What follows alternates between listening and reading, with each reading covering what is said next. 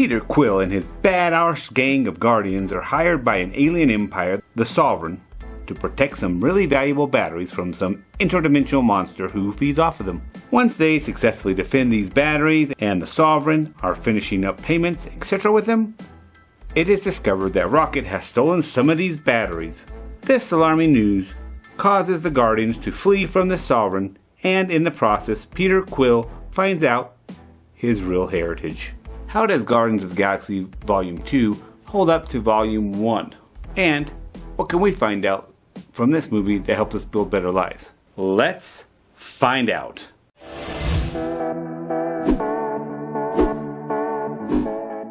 Guardians of the Galaxy Volume 2 is a good one. In fact, there's some really great character building in this one. A great example of this is Thanos. He's not even in the freaking movie, but through the two daughters, his two adopted daughters, through their conversations, we're able to find out what a horrible jerk he is. What a real a-hole. And it makes you think, yeah, I think he does need to be stopped. This is not even including the build-up and story of Peter Quill and his father, and the why and what happened and why Peter Quill's the way he is and what happened with his mother. This movie really does go into exploring those interactions. Another interesting thing they did was with the character Rocket and Yondu.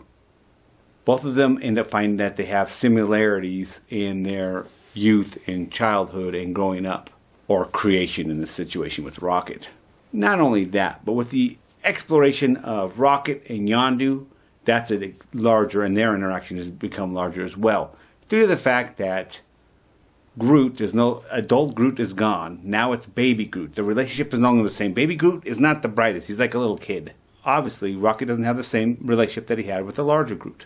This forces Rocket to interact with other characters more, that being Yondu. Why does he have this cruel streak? And why does Yondu? Why is he an a-hole? You know, all those things. It really explores that as well. Of course, this one has a great soundtrack. I would say the action is doubled, and in my humble opinion, I think it's best for this movie to go ahead and take a break around the third act. I'm just saying, take a little bit of a break. 30 minutes, 45 minutes. At least I did. And by doing that, I was able to come back and appreciate the highly action-packed, highly detailed third act without burnout. This burnout of the action theme that I mentioned about you need to take a break first reminds me of the very important thing that I learned from this movie that can be used for me to build a better life, is the idea or concept of taking a break when you need to. So I've seen Guardians of the Galaxy Volume 2 probably 3 or 4 times, and every time I watch it, I get to the point, the third act, and I just keep watching it. I'm obviously feeling kind of like I'm tired of the action. But what I normally do is I just power through it. And that powering through it makes me not enjoy it as much. I become disengaged and I don't care. This break allowed me to experience the movie in a more profound way. So it's really important in my normal life as well to say, okay, I've done enough today. Or I need to take a break, a couple of days off or something. So learn to listen to your emotions. They're a guide. If they're telling you need to take a break, then take a break. Do you need to take a break? Take a break. All I say is when you take a break on a goal or thing that you're doing, to make sure it's not a quit break and never start again because you push yourself so hard and you're like, I never want to do that again, burn out. No. Have a plan, an action plan of when you're going to start again and what you're going to work on. And that is what I definitely was reminded in this movie.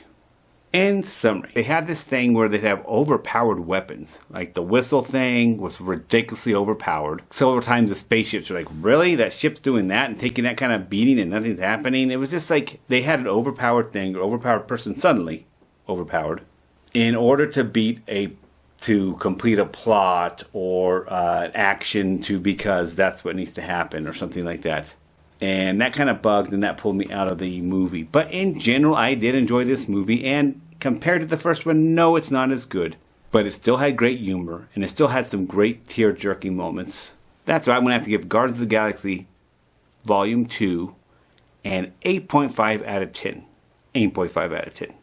But hey guys, you don't have to stop here. You can continue your learning and your journey on improving yourself through movies, TV, and documentaries. You can choose the SimCU playlist right here, or you can choose a movie right there. But either way, you don't have to stop here.